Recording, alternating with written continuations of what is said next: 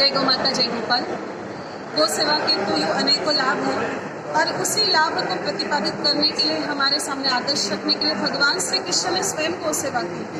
तो कन्हैया जिसकी सेवा करे वो कितनी आदर्श सेवा हो सकती है, इसका हम लोग स्वयं ही अंदाजा लगा सकते हैं। गौ सेवा से तो अनेकों प्रकार के लाभ है, लेकिन कली काल में मनुष्य का स्वास्थ्य ठीक रहेगा, मनुष्य का मन ठीक रहेगा, मनुष्य का चिंतन सही रहेगा, मनुष्य पॉजिटिव एनर्जी से भरा हुआ रहेगा, तो वो जो भी कार्य करेगा पूर्ण उत्साह के साथ कर पाएगा। गौ सेवा से मनुष्य को दैवीय शक्तियों की भी प्राप्ति होती है और दैवीय शक्तियों की प्राप्ति से वो अपने प्रत्येक मनोरथ को पूर्ण कर सकता है। विज्ञान का जमाना है, विज्ञान में भी गौ माता का बहुत महत्व है। गौ माता के पंचगव्यों के सेवन से अनेकों प्रकार की बीमारियां खत्म होती है। गौ माता का गोमूत्र, गौ माता का गोबर इम्यूनिटी बूस्टर का काम करता है, जिसके कारण मनुष्य अनेकों प्रकार के विकारों से, रोगों से, व्याधियों से मुक्त हो सकता है।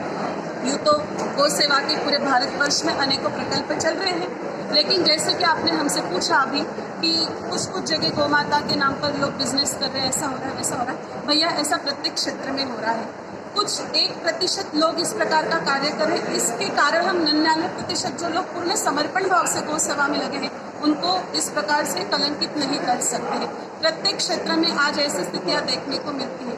दूसरा, जो लोग इस प्रकार के आरोप लगाते हैं कि फलाने लोग ऐसा कर रहे हैं, वैसा कर रहे हैं, तो वो लोग कितनी गौ सेवा कर रहे हैं। हमने ज़्यादातर देखा है कि जितने भी लोग कहते हैं कि फलानी गौशाला में चारा नहीं, वहाँ गाय माताओं की स्थिति खराब है, तो आप जाकर के खुद सेवा करो। उनको कहने से अच्छा है कि आप खुद सेवा में लग जाओ। जो लोग पहले से सेवा कर रहे हैं बेचारे, उनको हम वापस बोल करके उनके आत्मविश्वास को खत्म करके और फिर उनका प्रोत्साहन खत्म करके और गौ सेवा के कार्य को प्रभावित करिए, ठीक बात नहीं है। तो हम जहाँ तक समझते हैं, हम तो सकारात्मक दृष्टि से पूरी दुनिया को देख रहे हैं।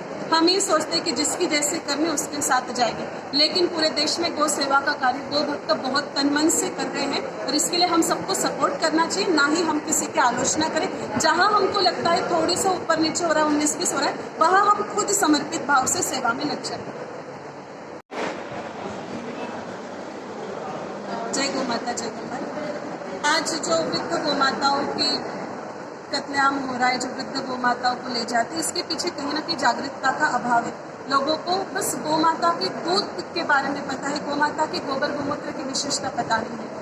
इसके लेकर के हमने एक जागरण छेड़ा है कि गांव-गांव जाकर के हमारी जो पैदल यात्रा है, वो अब तक 1,30,000 से भी अधिक गाँव में जा करके लोगों को गौ माता के गोबर गोमूत्र की महिमा समझा चुकी है कि गौ माता केवल दूध का विषय नहीं है। आप गौ माता के गोमूत्र से जुड़िए, गाय माता के गोबर से जुड़िए। गाय माता वृद्ध होने के बाद दूध जरूर नहीं देती, लेकिन गाय माता गोबर और गोमूत्र जरूर देती है।